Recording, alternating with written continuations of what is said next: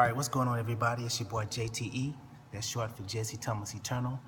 And the purpose of this video is to document a very significant dream I just had and hope to be a sign from God that I'm on the right path in my quest for truth, knowledge, and understanding. Today's date is July 17, 2016, Sunday morning, approximately 1 a.m.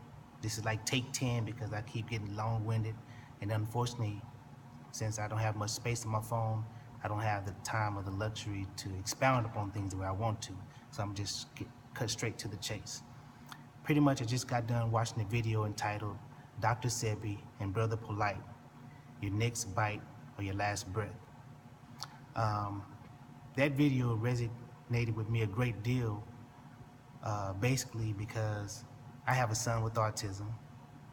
My mom just passed away last year, 2015, to diabetes. I have a brother right now suffering from gout and another number of other health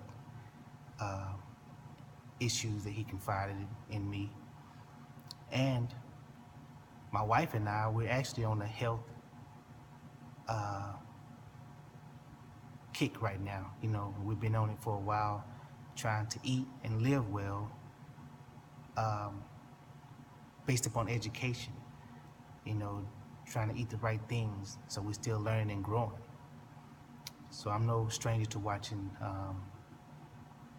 conscious videos and, you know, and so on and so forth. On top of all that, the video resonated with me because, like many of my people, I'm a Christian, but I refer to myself as an agnostic Christian, not to be confused with an agnostic and not to be confused with an atheist, but an agnostic Christian, meaning I'm still a Christian at heart. To my core, I still hold on to Christian values and beliefs and so on and so forth. But I regard myself as an agnostic. I paired the words because of the cognitive dissonance that I've been experiencing for quite some time, with the fact that there's so many things regarding my faith that don't add up. So I'm just trying to get clarity and understanding so I can be who I want to be.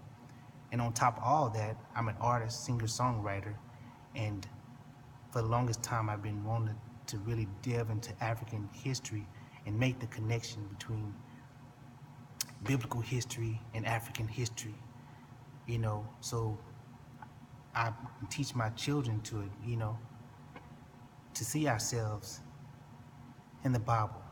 But I can hear arguments against that already. But everyone, you have to have a starting place. And I just want to share this video for whatever it's worth.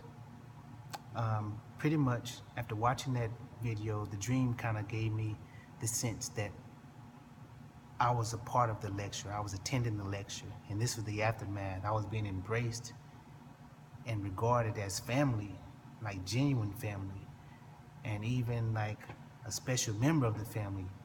You know, we was all in this room, grand room. It kind of reminded me of the Shrine of the Black Madonna bookstore in Houston, Texas, because it had African themes and whatnot. And I just remember just so many people around, and there was no formality. You know, when you're at church, it's a formality. At the lecture with Brother Polight, it was a sense of formality and structure and order. But you know, after church, you have Sunday dinner, you're relaxing. When you're at a family reunion, amongst the comfort of your own people, you can let your hair down and eat and talk, the barber shop type of talk, you know.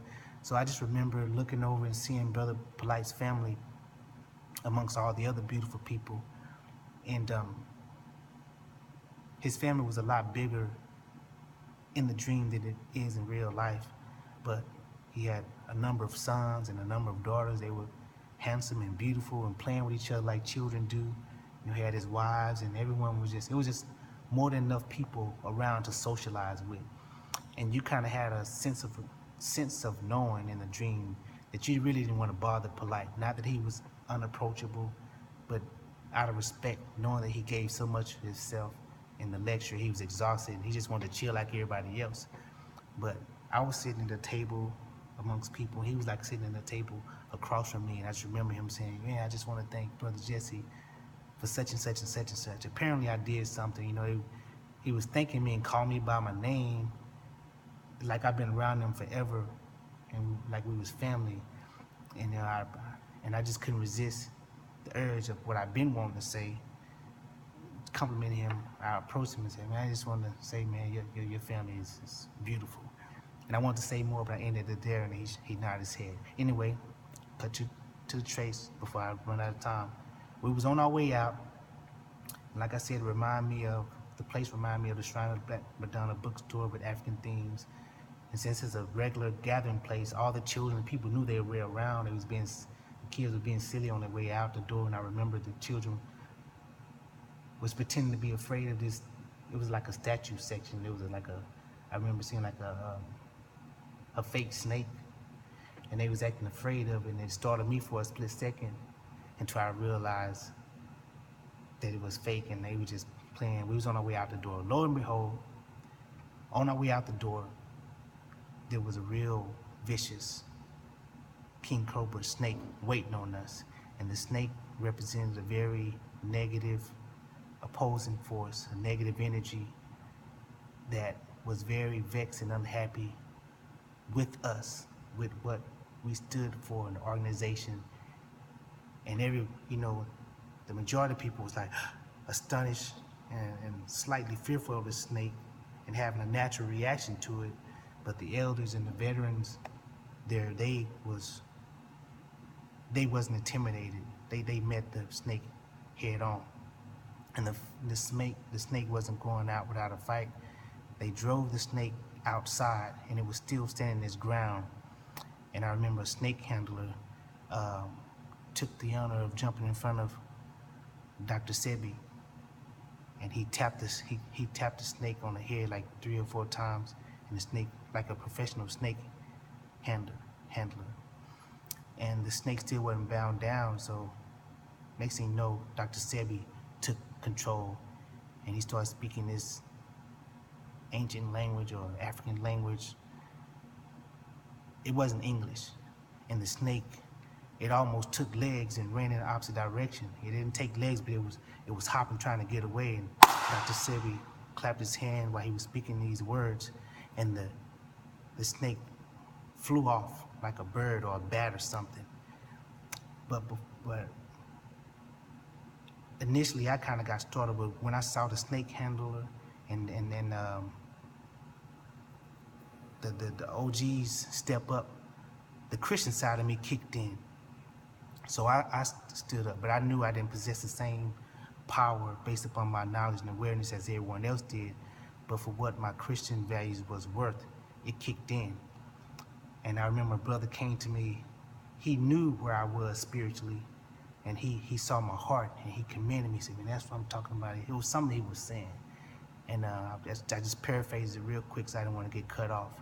But for what this video is worth, it's just like my heart goes out to all my people trying to seek the truth. And I'm what I wanted to say, the other significant thing, I'm an artist, and I was talking about how the video resonated with me. I'm an artist, and my next album project is called New Negro Spirituals. And it's a very intimidating project because I'm going to have to do some African research and religious research to pull off what my vision is. So I think all that has significance. So I just want to give a shout out to all, Brother Polight, Dr. Sebi, Sanetta, and just all, Brother Red Pill, everybody, Hebrew Israelites. I learned from everybody. I'm still learning and growing, you know what I'm saying? All the Christian faiths out there, all the various denominations. Within the black community, we're trying to get a level of understanding and awareness from the Dr. Kings to the Malcolm X's, you know what I'm saying? Even to the Louis Farrakhan's, to the Dr. Yorks, to the Noble Drew Ali's, and Marcus Garvey, all the people who try so hard to raise our conscious level. And I appreciate everyone with their flaws and all, because it's like is like a big pizza. Everyone got a slice of the truth. Maybe someone's slice of pizza is bigger. They have more of the truth than everyone else's. But I think all these various organizations have something of value, and I'm just trying to grasp an understanding and be a part of each one teach one. So salute to all, even all the young cats, like young Pharaoh and all the other young brothers who's beneath me in age. I have high regards to you, young brothers, because you are our future, and y'all knowledge is, and y'all brains more sharper than mine. I hope that my children are like that as well. So it's like, to all the brothers and sisters within our community, all the sisters too, so many sisters to name, and peace to everyone, In the words of Dr. King, we shall overcome. And I mean that in a broad sense. All the mental setbacks, the spiritual setbacks, economics and